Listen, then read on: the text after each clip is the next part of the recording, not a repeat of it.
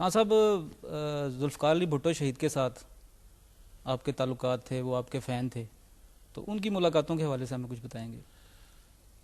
بھٹو صاحب وہ میں نے دیکھا جی، پتہ نہیں کس نظریے سے لوگ ان کو دیکھتے، وہ تو ایک درویش آدمی تھے. مجھے یاد ہے ایک دفعہ شہنشاہ ایران آئے پاکستان میں اور مجھے گورنمنٹ کی طرف سے نوڈیرو بھیجا گیا. میں وہاں بھٹو صاحب کے گھر مہمان تھا، تو مجھے یاد ہے کہ مجھے ہارمونیم رکھنے کے لیے ایک سٹول چاہیے تھا.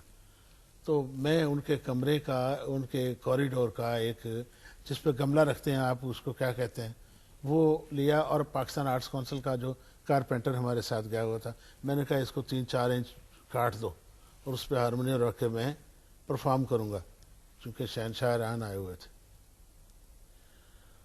وہ بھاگے بھاگے گئے، انہوں نے بھٹو صاحب کو کہا کہ جناب وہ شوکت علی وہ کاٹ رہا ہے اس کا آپ کو، تو انہوں نے کہا اس کا گھر ہے، لیٹ ہم ڈو.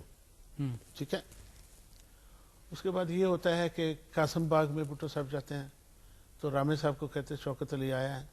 میں نے وہاں پہ ایک گانا گایا پبلک کے لیے، ول خوشیاں آج گھر ولیاں اترال مل پاؤ جھمرا، سرائے کی زبان میں. اور اس کے علاوہ پاڑا چنار میں وہاں پہ گیا، اور بھی آرٹسٹ ہیں، مگر یہ ہے کہ مجھے وہ بہت پیار کرتے تھے. اور الحمدللہ ایسا ہی ہے.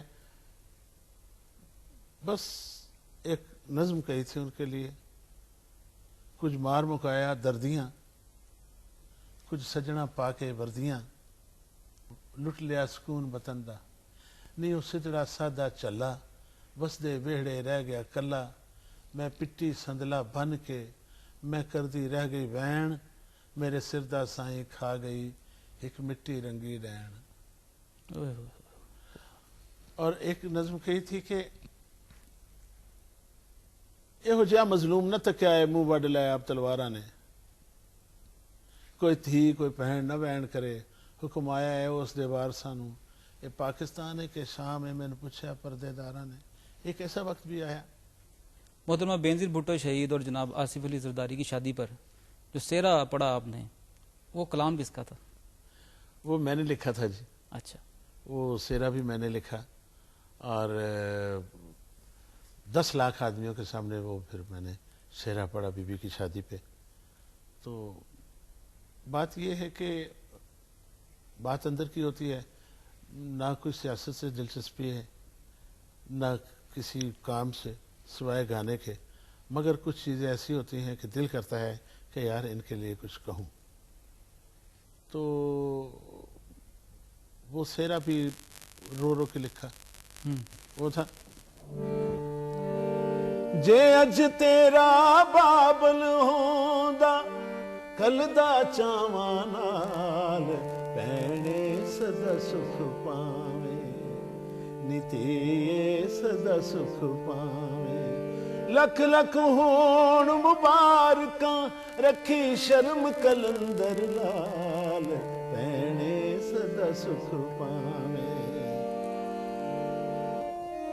تیرے سر تطہیر دا سایہ رتبہ تیرا عالی، جنہ باغاں دے مر گئے مالی رب انہاں دا والی.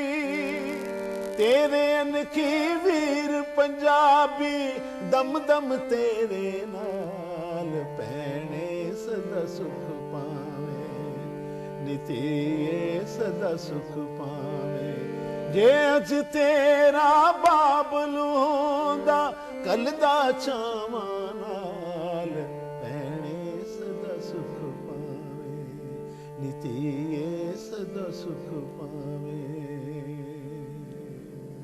واہ واہ واہ.